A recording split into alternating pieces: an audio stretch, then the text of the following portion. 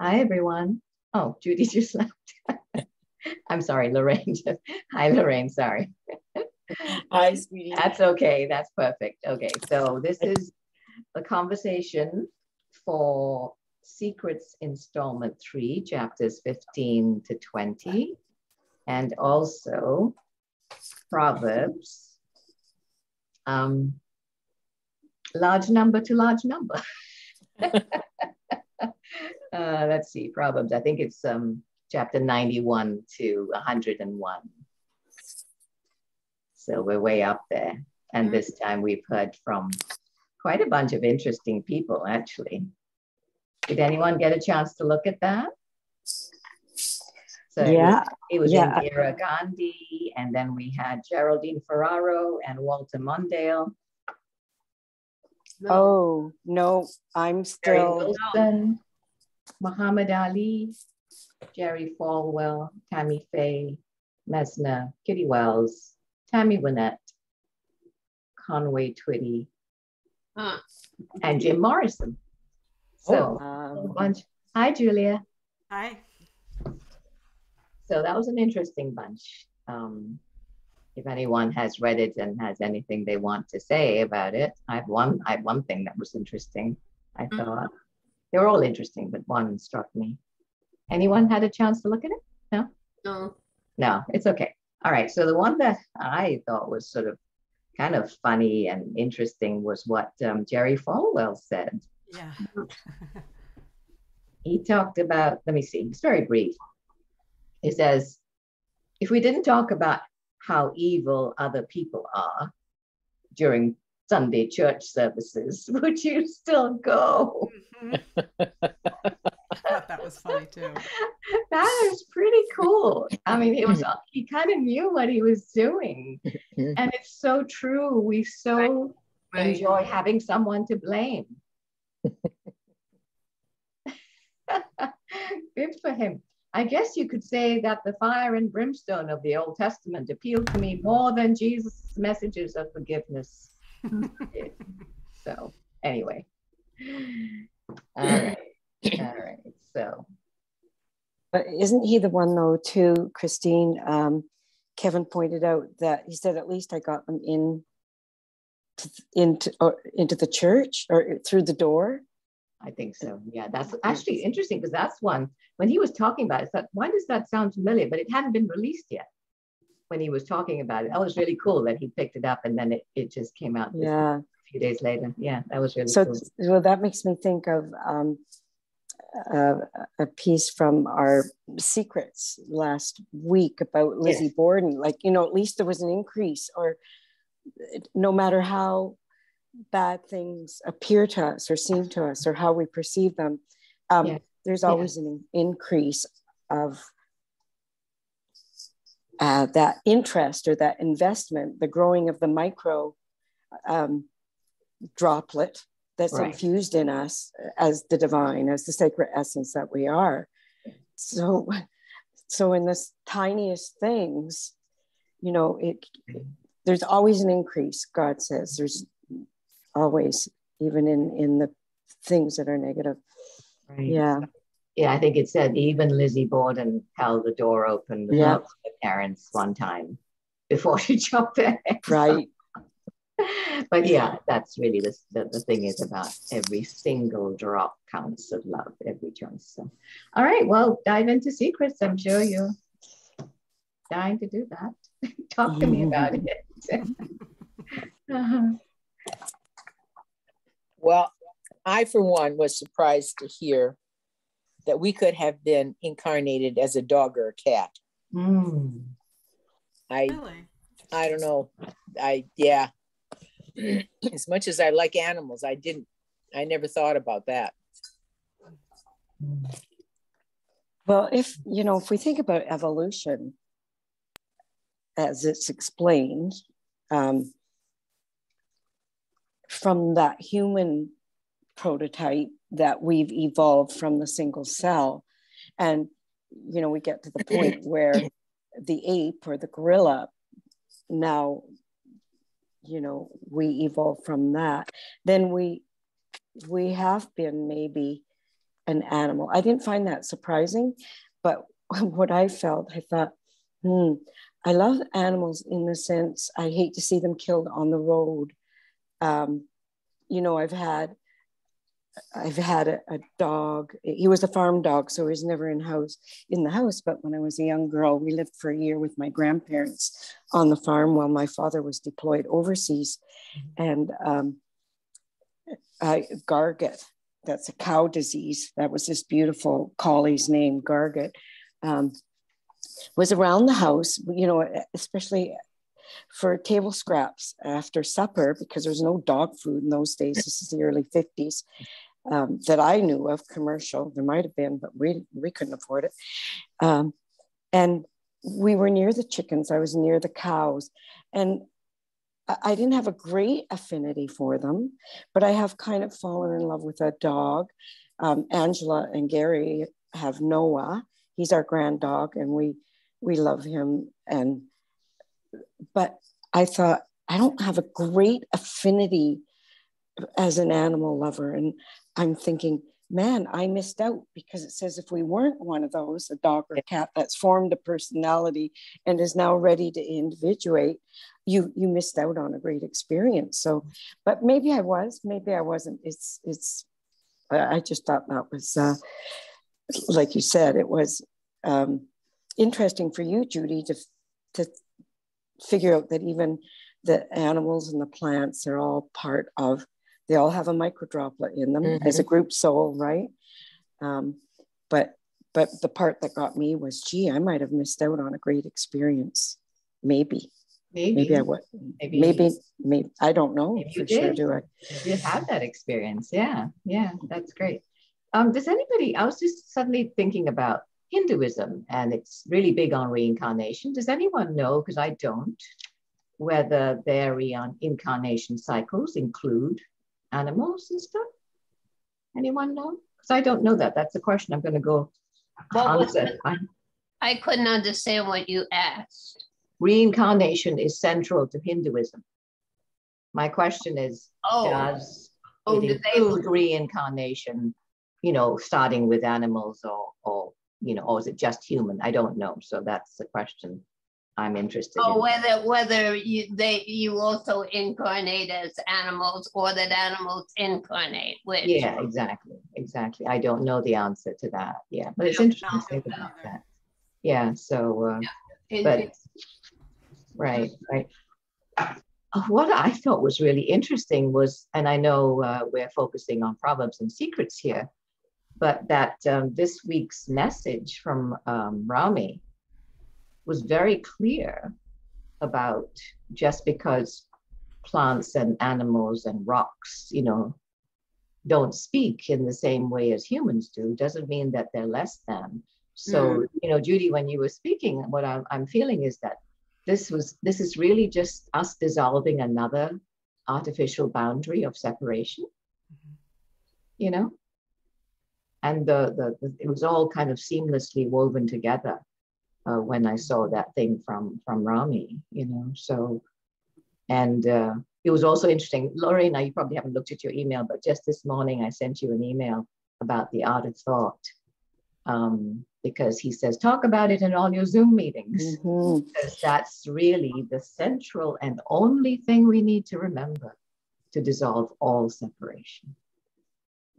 I did get it, Christine. In fact, when I opened up to get the Zoom number, you know, to hop into our conversation this morning, I saw it and I thought, I got to read that quickly.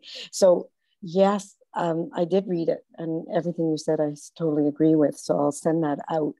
But the art of thought too, and what I even remember about it, how I try to apply it in my practice, is remembering that the two things I kind of remember from it is not to deny our existence as a human being. And so to recognize and acknowledge that whatever's happening in every minute, those feelings, but also the second piece is it's all a gift from God. That's where the gratitude piece comes in.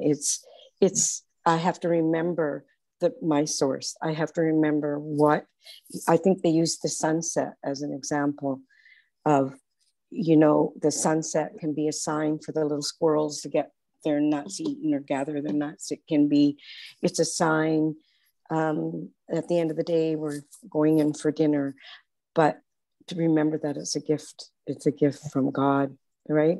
This is what I remember about the art of thought. So yeah, definitely. And to discuss it. Judy, go ahead. I just wondered, as a point of clarification, when an animal individuates, what exactly does that mean? Well, what was explained in The Secrets is that we're sort of like a two-part being. We're a prototype. We're sort of an experiment. We're a petri dish, and we're an experiment. And we have individuated. We have become a sacred essence who has its own personality, has an individual soul, singular outpouring of universal love, or an individual soul. But we also have that micro droplet of God, that essence of divinity. And we're seeded with that, and we're going to grow that. And it yields two things. But anyway, to go back to what is an individual, the animal kingdom and the plant kingdom, they're group souls. They're a community, and the group soul has been programmed with an instinct. And as long as those animals follow the instinct, you know, their instinct tells them what to do, when to eat, when to go get water, when to mate. It's a cycle in them. So if they follow the instinct, they're fine. But it does tell us that even the group soul can make another choice. Hence, they'll get disease or they'll die. So we see dogs. Noah upstairs has some different conditions right now that he's medicated for. But a whole group of trees can die off, which we've experienced here, Judy, in the valley. The not the almond trees, hazelnut. We lost all our hazelnut trees. Oh, really? Yes, in maybe 5 years ago now. And I remember Jiva telling me it was a cycle, but they had to go. They knew it was their time. So and we haven't replanted them as far as I know. So I don't know about that. But so becoming individuated, we move from a group soul, if we were a dog at one time, to becoming a singular soul. As a dog. I don't know. No, they choose what they want to do next. When they individuate, they get to choose. Right. They get to choose. Oh, maybe I want to be a cat now. Maybe I want to be a human. Yeah. Yes. Right. At the end of a cycle. And it does tell us, if we see a certain animal that seems to have almost a personality of its own, we'll know it's ready to individuate. And it tells us, you will know. We will know. So then if they're on the point of individuation, they can choose maybe to become a human. Maybe. Yes. Mm-hmm. Yes. Oh, okay. Yeah. And so as a corollary to that, as individuals, we as individuals, it said in there in chapter 18, it says, the individuality is something that souls can keep for as long as they choose to, even as they move up through the ladder of dimensions. Right. So what is beyond, if we chose not to have individuality, what will we just lose? Like I would no longer, like I always thought once you died, that your individuality, you retain that I could still be recognized as Judy, as opposed to Christina or Lorraine, even though we are dead. But it sounds like you can move up through the dimensions, and then what happens if you lose that individuality? Find out when we get there. I guess that's right, Sweet Julia. We don't know. And the thing is, again, it's like we can use our minds to question all these things. I think what you're really saying is you want to know all these steps, and the mind isn't going to know. I think what's clear from the conversation we've just had is there is at least one movement, let's call it movements, from group soul to individual soul, individual soul. So group souls, and you see it in an animal when you see, as Lorraine said, the personality, the charisma, the certain wisdom in certain animals, you know, who are often in roles of really being of great assistance to human beings, you know. The next stage could be, as Julia said, you know, maybe if they make a choice, you know, they can or cannot. Now, in Proverbs, we have heard from a lot of people. And if you think about what you've read in Proverbs, there are people who hung around the earth and didn't want to leave. There are people who are very happy to be known as their identity and hold on to it. You know, there are others that when like Mother Mary, for example, talks about, you know, sort of melting into and having this home where souls come and recover. You know, there's, again, it's choice. I think there's a free will in the ascension, so to speak, ascending, because there's multiple dimensions and multiple ways of it happening. I don't think there's a singular answer to your question. No. So what would you like to do? So Judy, if you died right now, what would you like to happen next? You know, hang out with that and see what comes up from your soul, you know? Yeah. Well, the chapters do tell us that it's incomprehensible, as you've just said, Christina, to understand anything beyond the fifth dimension. And there's many, many more. And if we go back to, you know, understanding the energies, which we were trying to figure out, you know, the way I kind of see it, the cycles of resting and the cycles of activity or creation are the types of energies kind of describe the kind of energy that is dominant or working in those different cycles. So in the cycle of dormancy or resting, it's the potential energy. When we go to the cycle of movement or the cycle of creativity, which we're in one of those right now, it's the kinetic energy. And then what's pure energy, you said. And it does tell us that eventually we will go back to melding with source or that energy and lose our individuality, our individuation. Remember, you questioned that last week, Judy. Yeah. And maybe that's the pure energy that as creatures right now, being in a cycle of movement, we're in kinetic energy. If we're in the dormant cycle, resting, we are in potential energy.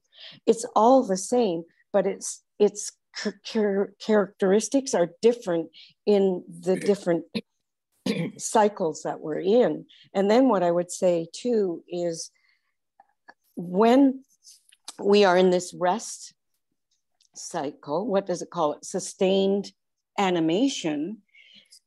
They keep going back to the metaphor of the shopping trip in New York. And if we're looking at the coat in the window and deciding whether we want to go in and buy it because we like it, when a new cycle begins, we can go in and buy it, or we can keep moving on and stop and have a coffee or a biscuit, or right. So, and we won't even know. It's like surgery. We won't even know we missed that time. It's like we don't skip a beat. So, you know, I still don't understand yet where the decision is, because we always have free will. And I think it does refer to that. That comes into play somewhere. It talks about free will. You know, where do we move up in the chain? Where do we add another layer of dimension? How do we carry on? You know, in that rest cycle, where do we find ourselves when another explosion occurs, right? So you're right, we really don't know. And I just want to say, before I move on to Julia and Irene, that free will is not the free will many people understand it to be. Free will is living in union and relationship with all of everything. So it is free will as in the one will of God, source, our soul. There is no separation left. And we are just tiptoeing on that journey. So I don't even have a sense, other than very tiny moments of it, what that feels like, living in union and relationship, which is the only thing I can say about 5D. I have no idea what it's going to feel like and look like, but I have these moments of a sense, and I want us to come back to that in a second. But so I just wanted to say that, because when we say free will, it can be heard in many different ways, and it really is one will. It is the complete absence of all separation, and that's where we don't really understand it. So Julia, I'm going to invite you to speak, and Irene, and then I want to do something in the way of bringing us into our hearts. Go ahead. Can I just add, Julia, while we're on free will, it's in chapter 14, and there's a good definition of free will. Can you read it, Lorraine? Sure. This explains many unexplainable things in your world. Why did one seed germinate and bloom and another one was barren? Why was one puppy born stillborn? Why did the car crash victim with fewer injuries die and the one with the more severe internal injuries live on, only to be connected to machines for the rest of her life?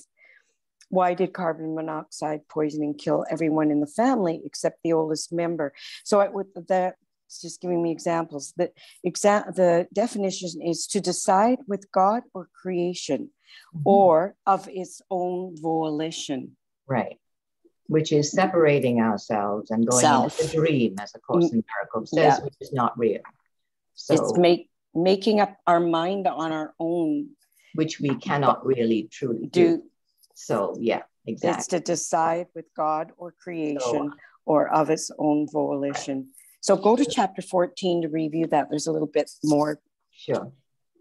So if everybody could do that, yeah. But I just want to say that. Yeah, go ahead. Sorry. No, that's okay. This is good. This is good, because that even emphasizes that what this material is all about for me. I'm just going to speak for myself. It is bringing me deeper and deeper into clarity that my only job is noticing and dissolving all resistance and all separation, because I cannot possibly understand what will happen next. I don't presume to understand any dimension other than where I'm sitting right now. And so, in a way, when I find myself questioning things and trying to really intellectually understand with the linear mind, that's a form of resistance. And I breathe myself back, which is what I want to do in a minute. But thank you, Lorraine and Julia. You have the floor right now, and Irene next. And then I'm going to take us into a little breathing thing. Yeah, I really resonate with that. I have been noticing lately in myself how, there's so many things kind of coming together for me lately, falling into place. And just this morning, I was feeling that desire to kind of put words on it, right? Like, sort of, how can I encapsulate? And then I realized I don't need to, because it's like when I just drop in and I'm just connected, anything that I might need to say about anything in a moment, like a person I might be speaking to, I don't need to have a script. I don't need to have an idea of how I think it all works, because if I'm just plugged in, the words will come, if that makes sense. It's like I don't need to have it figured out. There's a knowing that knows it, and the words that go along with it. For me, like, what I recognize in myself is that when I try to, it's not that words are bad. Words are helpful for the mind, for understanding. But in myself, when I try to kind of put it into a form or a box, there's a constriction happening. I can feel it, even if it's very, very subtle. And I'm really not wanting that anymore. I really want to just hold it in the knowing place, in the feeling. Like when I read these messages, I really try to feel them in my being, and not try to understand them from my mind, but really like, and I had to, one of the things that kind of caught me in this one was, well, a surprising thing was what you just read, Lorraine, about everything having choice. Right. Because I've always sort of thought of, like, I feel like there's just a different understanding about the difference between humans and animals and plants, and the whole collective versus individuated soul. That just makes so much sense to me now, because I always thought the difference was choice, and the difference isn't choice. The difference is just the nature of the soul makeup. And, so one is just following the programming, and we're sort of in this position of overcoming our programming in some ways. That is our operating system that we live within. And so it's a constant choice to overcome that. And that's just incredible to me. The other thing that really, because I read through all of these earlier in the week, and then early this morning, I actually walked and I listened to your recording. And I had this sensation that was so, it's like a feeling that I've been looking for my whole life. And what it was a feeling of belonging. And it was this real understanding in every cell of my being that because God only creates within itself, that I am, it was like the feeling of that washed through my body. And I understood myself as part of everything in a different way than I've ever understood it. I felt it. And I knew myself to be that. And I realized that there is nothing I can do wrong. There is nothing I can do that is outside of that. Nothing. There's no thought. There's no action. There's no nothing. And so then that's so freeing, because then it's just choice. So what do I want to do? Do I want to be aligned with God, or do I want to not be aligned with God? It's totally up to me, and none of it is wrong. I think before there was always a sense of like, well, yes, of course I want to be aligned with God, but this is somehow a little bit wrong to not be. You know what I mean? But I don't know, it just really, just dropped in such a beautiful, beautiful way. And your beautiful presence in your recording really helped with that. So I really just thank you so much for taking the time to do it, because it really makes a difference. I mean, it's just beautiful. Wow. That's wonderful. And I would say what you just described is, when we sustain that, that's 5D. Yeah, exactly. That's 5D. And that's what we have experience of, and which is where I drop into before I do my recording. I've re-recorded when I had listened to myself, because I was up here. Right. And I've gone back. You can feel it. Oh, totally. I can hear it. And it's the energy. We are pure energy. So the frequency is very different. And then I go back and record it. And so thank you. Thank you. Irene, I'd like to invite you to add anything, say anything that's coming up for you right now. I don't know. I just read it. I didn't listen. So, but what's been on my mind this week was because of the other school shooting, and it's near where a friend of mine lives. But aside from that, what came to me was that we all have done all of it. And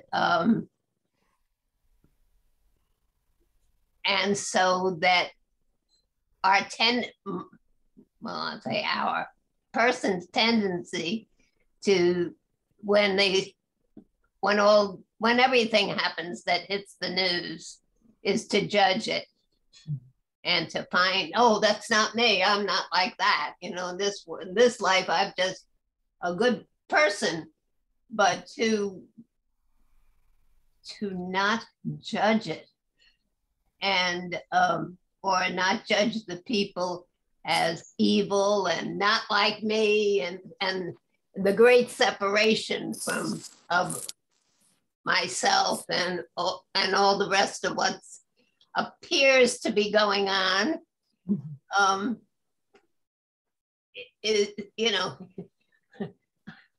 I want to keep it to myself, because I'll lose every friend I ever had if I said, well, and it's not about maybe not the person getting punished. I hate to use that word, but they get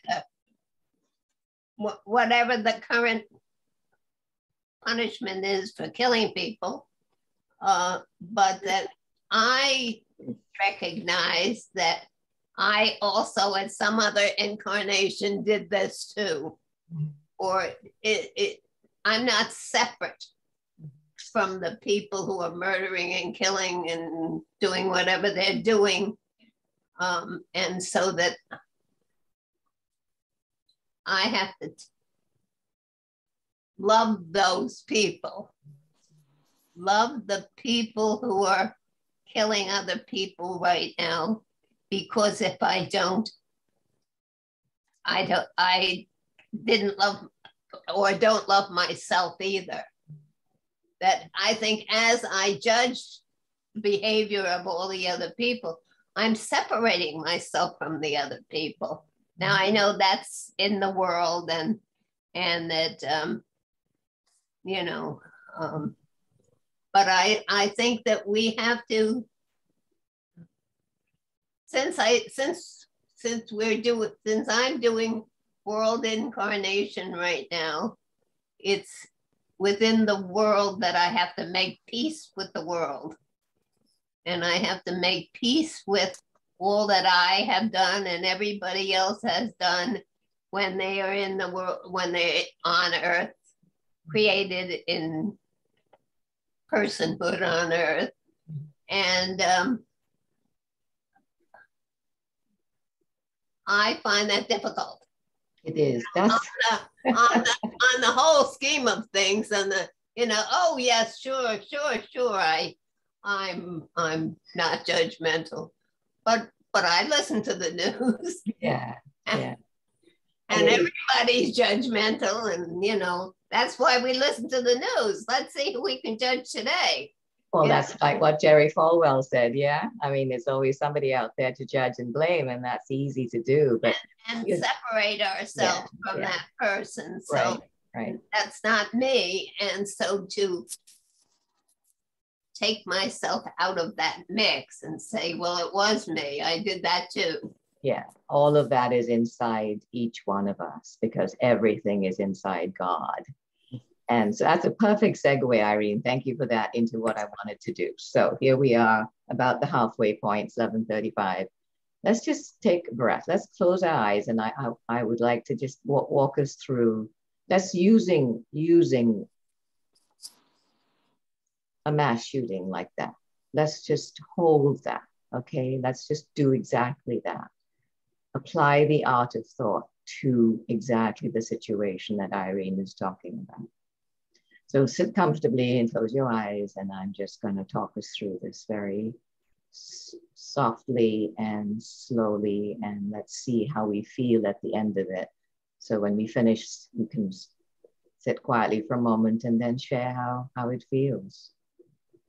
We'll see if this works. I'm not quite sure what I'm trying to make work. But just take a deep breath and kind of gather up all the sharp little pointy thoughts and drop them into the heart. And put your hand over your heart if it helps. I know it helps me. And tap there. And take another breath and drop even lower, deeper into the body, into the belly, and feel the power of heart and mind joined in the power of who you are within this human being and divine being. Breathing gently, feeling the connection with Source, the infinite. That's not outside of us. It's everywhere within us. There are no boundaries. Melting into the field of that infinite expanse. Feeling the embrace and the comfort of being held, along with the deep connection to Mother Earth, also holding us in form as we stand on the planet, in the world, as both human and divine.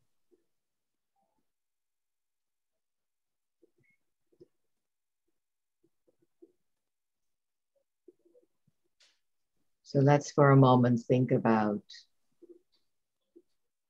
the incident that Irene described, the school shooting, and see it with clear, unflinching eyes as a human experience, with our five senses. See it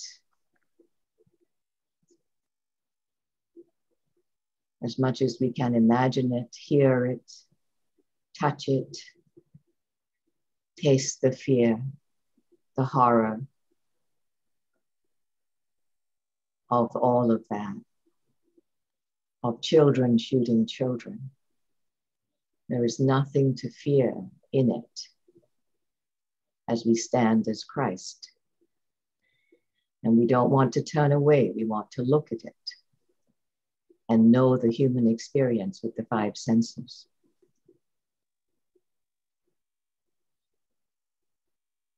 And now we look at it as relationship, as God, as the divine, as the gift that it is, as Julia was saying.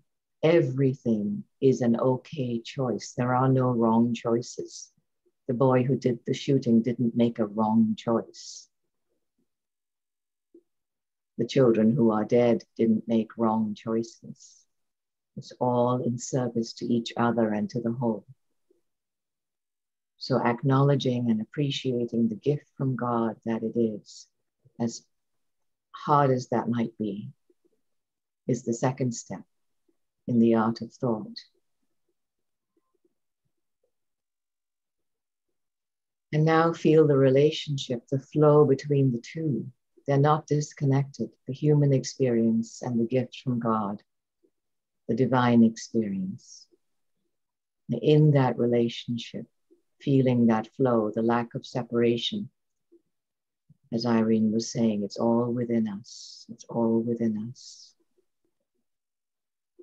In some lifetime, we could well have done similar things, if not worse things, if there is a worse. See how easily I use that word.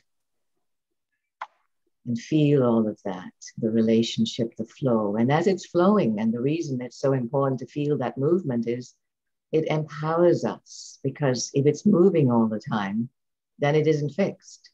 And that's when the fourth part of the art of thought comes in, which is, what is my response to it? Dialogue is just a call that has not been responded to. Life is a call that hasn't been responded to. How am I going to respond? And as I respond with love and appreciation,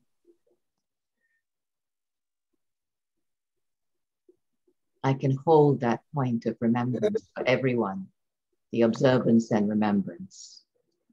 And that is the little miracle that can happen. Responding with love, responding with appreciation, and whatever arises from that place, whether it's sitting in stillness or doing something to help, to serve, we will know. And it's unique to each one of us. That is what we're here to do. What we're asked to come forward and be as Christ consciousness. Thank you.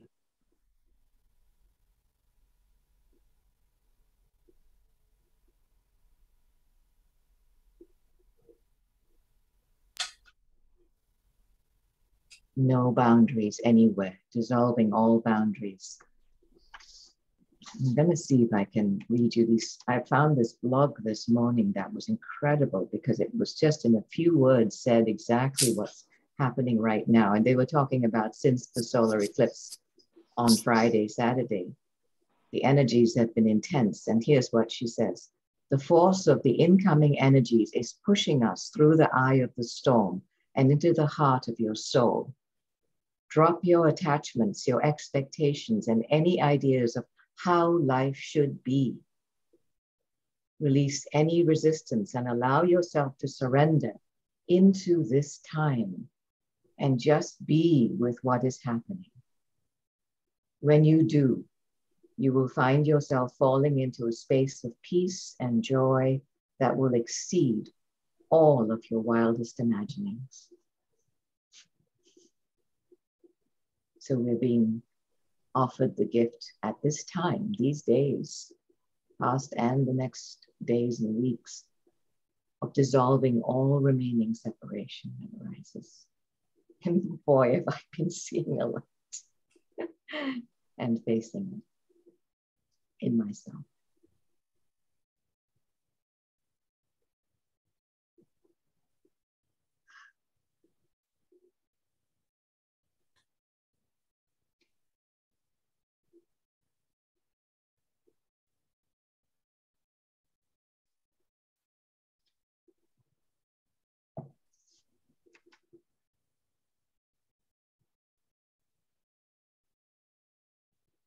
Invite anyone to say anything that's arising, and when, if not, we can go right back to secrets. Well, I guess this is redundant, but what thought came to me when you were talking was that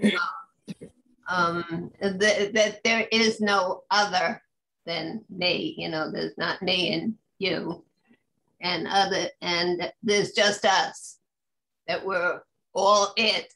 That's a, you know, and so that all of the experiences, say the shooting, as an example, but everything that's going on all the time, is for us to notice that's what that looks like. Again, you know, we get to see it again. So I get to see that motion picture again. That's what that looks like. Now, do I want to keep doing that? You know, is this the kind of, because I think as long as I separate myself from what's going on, and it's saying, oh, that's not me, it's them, and I'm better than that, or I'm different than those people, I stay in the movie of Earth Life. Mm-hmm. Because that's what Earth Life is teaching. Yeah. What you don't want to do, so you have to stop doing it. I can't just say that's not me, and I'm separated from that. But that as I forgive myself and everybody else, I take all those people with me, and they take me. Right. As they're forgiving themselves, they take me with them. So dropping into our hearts and staying there. Because the heart knows and holds. There is no separation in the heart. It's only the mind that separates. So I still want to talk about secrets if no one has anything else. I would like to say something. Me too. When I look at what we consider terrible things that happen in the world, I always try to remind myself, we don't know what's going on in the mind of the people involved. In addition to that, we don't know what happened even before they were born and what kind of contract was made. We don't know what benefits, even out of something as terrible as these shootings, we don't know what benefits may have occurred because of this shooting. So there's so much that we don't know. There's no way that we should be even judging because we don't have all the information. So I try not to think of it as me and them, but it's just that there's so much going on that we've only see a tiny little part of it, and don't judge because you only see a tiny part of it. And if we judge, and if we do judge, we don't judge ourselves for judging. Yeah. We love ourselves at that moment. It's only moment by moment that we can do this. There is no once and done. In this moment, am I holding that space with all of you in it? You know, as part of me and all, you know, it really is a moment by moment. You're right. Yeah. Yeah. So, Julia, Lorraine, anything? And you know what? I'm still sitting here feeling, I'll tell you what I'm feeling. Sadness, compassion, and the grief. And as you led us through that, and I tried to picture, I could see, I think I've seen a picture of him on TV, so I could see the young boy. And it's like I had split. It made me think of, but God, this is God. And God, in one of our chapters here with Secrets, God said, I'm everything. There's nothing outside of me. I'm all of it. And there was a particular chapter with a paragraph where he's telling us, even the darkness, I'm the darkness. I'm the darkness. So, but at the same time, I was thinking, okay, there's the free will choice and there's the volition, deciding to go against it. But then I'm thinking also, Julia goes through my mind of that sense of belonging. This stuff was all happening at once. And I'm thinking of a book title, or I don't know, something I'd heard many, many, many years ago. The Father is very fond of me. The Father is very fond of me. So even in I'm sad, I'm feeling grief because we as humans can reduce ourselves to harm each other, which we don't really want to do. I don't think that's the free will that we're asked to follow. And so I want to stay with the feeling here, but and when Christina, when you talk about your grief, you know, that's what I have tears in the back of my eyes. They haven't fallen, but they've come up. It's soul tears. It's all, yeah. But yeah, the love is there too, thinking of, but the Father is very fond of all of us. We all belong in it, no matter how it appears. Yeah. And grief belongs in it too. There's a line in Mirari, The Way of the Marys, that is so powerful. And it's acknowledging that humanity has sidestepped the grief. And it says, let the grieving begin so that the grieving may end. To gather in the women and distribute the feminine is the rest of that sentence. The feminine is the divine creator in that way. So you said something that perfectly segues into chapter 16 of Secrets, because the question that I extracted for that chapter is, where did fear come from? And the answer is, God created fear. Yes. Fear lives inside God. Every fearful thought and act is part of God too. Because love can contain and accept fear too. Nowhere does it say love won't weep. At the same time, as it holds that love for the terror and the pain and the horror of what's happening, but it won't turn away. That's my words. That wasn't it. Where did fear come from? God created the mechanism for the creation of fear, which is the ego. So you can say, and would be correct in saying, that God created fear. Why? To challenge itself to grow by not choosing it, by choosing love over it. That's the paragraph I was referring to, where I was saying God says he's everything, even the darkness, which is the fear. It's funny because when I heard that, I had to actually go back to A Course of Love because I was like, I thought that there was something that talked about, like, you know, that fear, like how can you join with something that's not real, and fear is not real, and all this kind of stuff. But when I went back, it said that fear is just that it never, nothing that is thought ever leaves its source. And so it has to do with, like, of course it's all still part of God. I mean, it was very clear in A Course of Love, and I was like, okay, there it is, okay. But at the time, because of my understanding, I kept it as part of the separation. Do you know what I mean? Mm-hmm. And so it was actually really powerful to hear it here and then go back and sort of re-bring that whole understanding even back into myself, to bring it all, you know, that was really, it's actually such a paradox because, you know, we could interpret it, A Course in Miracles, Course of Love, and say the ego is bad, and yet not realize that we're doing another separation. exactly. Only answer is in the heart, which knows only in wholes with no Exactly. separation, and embrace everything. Yes. And that's the self-love we've referred to many times in this conversation, which is the only journey. Yeah. That is the journey. It's the really. journey. It is the only That journey. is the path.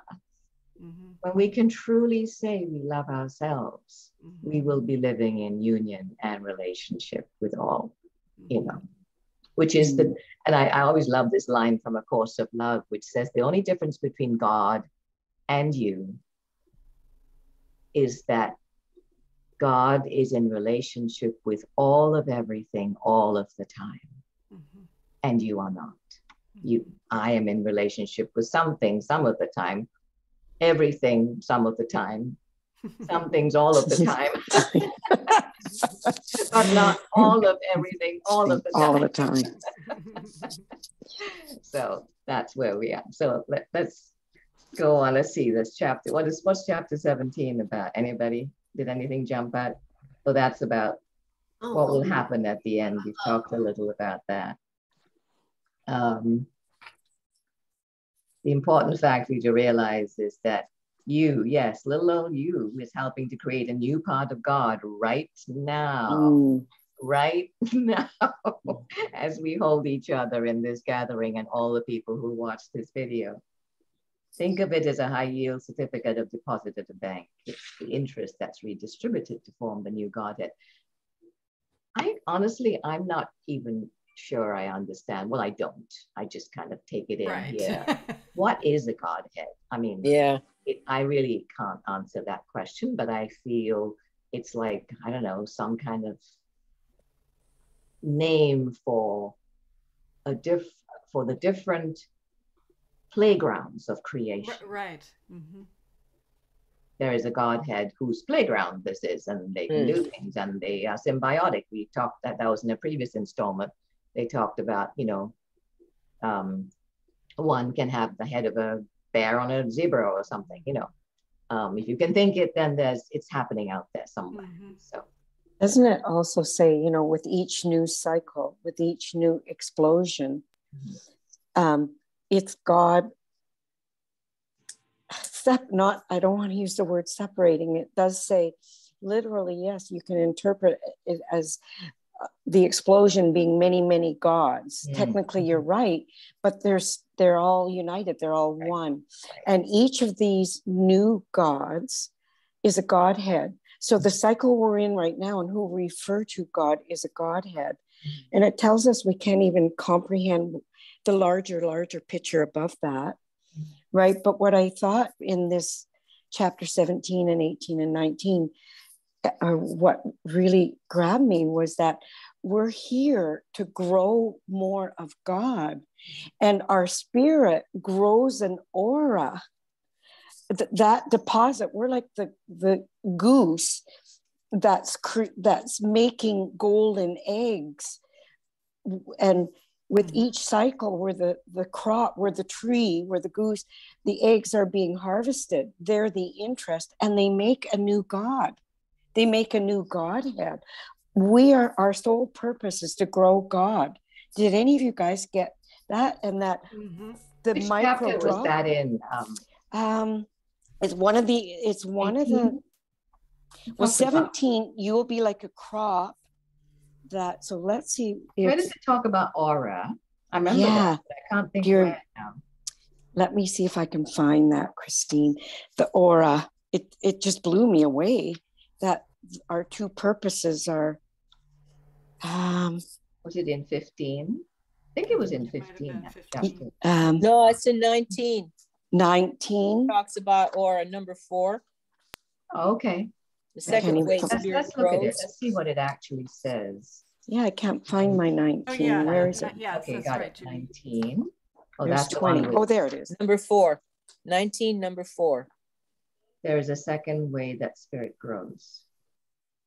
Produces an aura that extends beyond the spirit. This aura is what is collected and redistributed to create new godheads. Yeah, that's exactly what you were saying, Lorraine, at the beginning of the creation cycle. The spirits can shed them, and because they can then create new ones with each new endeavor they take on. And you know what? First of all, I thought it was a little bit spooky. I was a little bit uncomfortable first, like, what the?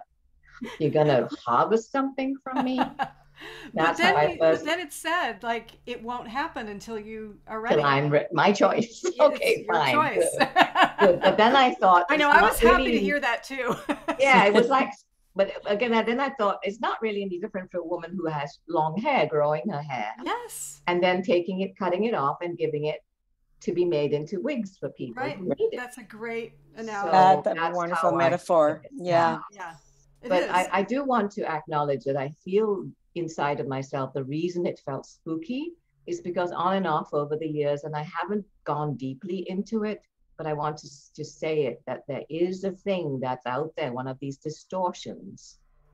I feel, I could be wrong, that there is this whole dark force that's operating against all the things we have understood from Course in Miracles, Course of Love, and Journey. And that force has been creating and empowering places and situations to create fear in order to harvest the fear. And I remember being totally spooked out when I read that, and there's a word they use for that, and they call it loosh. And so I'm just gonna say that and let it be, because within the loving space that we are, for it to be dissolved. But it may simply be a rather dramatic way of saying what we are learning here, which is, this is all about situations that can look very, very difficult and painful and terrorizing in order to strengthen the soul. So when you focus on what's happening, the purpose of it is to strengthen the love and grow the aura, then the rest of it doesn't become as important. You know, it's not like, but you can imagine, like Jerry Falwell says, you know, if I emphasize the evil, then people will come. So that could be what was happening. Somebody thought, well, if I emphasize the fear and how that's being harvested, then people will, you know. Well, yeah, I mean, and that's what we love drama. Yeah, that's what makes it grow. It's just more energy towards it, more emphasis. Exactly. More people thinking about it. Which is why. Yeah, and we have been promised that love will prevail, and it's us going with that free choice, not the one on our own volition, because love can't fail. The light in us can't not shine above it, right? So it will prevail. It's certainly been delayed, and kind of that's why things are accelerating. You know, there's more pressure now. It feels a lot. Well, also too, I think A Course in Love, Course in Miracles told us we're learning who we aren't. You know, that programming that we have, that in separation, we just, well, there's no right and wrong choices, but in separation, it doesn't work. It just doesn't work. Because there's only God, there's only love, there's only His way of being. That's the truth. And that's the truth of who we are. But we were learning what doesn't work. We made a world that doesn't work. And now it's dismantling right before our eyes. It's throwing it. in one way, and it works perfectly in another. Yeah, exactly. Can I say one thing Yeah. that I want to just bring a few things together? Please. When you were talking about the Godheads, and Lorraine, I think you used the language of, like, you know, all these hundreds or millions of Godheads, like we can't even understand the number, right? He said a computer wouldn't even be able to process compute it. the number, right? So I got this image when you said that. I got this image of a diamond with, like, just infinite facets on it. And then when you said pressure, the pressure is increasing. It made me remember that diamonds are created through pressure. And but the feeling that I was getting when I was seeing that diamond was so unique, because it was this feeling of being part of this diamond, which is absolutely infinite in its facets, right? And it will continue to be more and more infinite. And yet, and so it was this, again, I felt that feeling of belonging, and it was like belonging to something that is so vast and huge. Like, how can I belong to something that's so big, yet feels so intimate at the same time? It's like the only thing that feels that way is God. It's the only thing that is, like, endlessly vast. And so we belong to everything, which is so amazing and exciting. We belong to everything. And yet the feeling within it is so intimate and personal. It's just incredible to me that they both exist together. Yeah, you've described it perfectly. You're having the experiences, and it's beautiful. I mean, that is the metaphor of Indra's net of jewels, this multifaceted, infinitely faceted diamonds, you know, jewels that are in an infinite net stretching in multiple dimensions, and they're all fractals of each other, reflections of each other, and connected, you know. But it's almost impossible. I can't imagine someone drawing an image that could describe what. No, we just can't. You just feel it. It's the whole body experience that we have, and that's what I hope we can hold as we go back out in the world. And that's what we're being asked to do: walk in the world with this as this feeling, as love. Or you could thank you. It's sorry, Irene, did you want to say something about wrapping up? Oh, it doesn't really matter. Or I always see everything in pictures. So like a movie picture. You know, we can be looking at Friday the 13th or It's a Wonderful Life. And and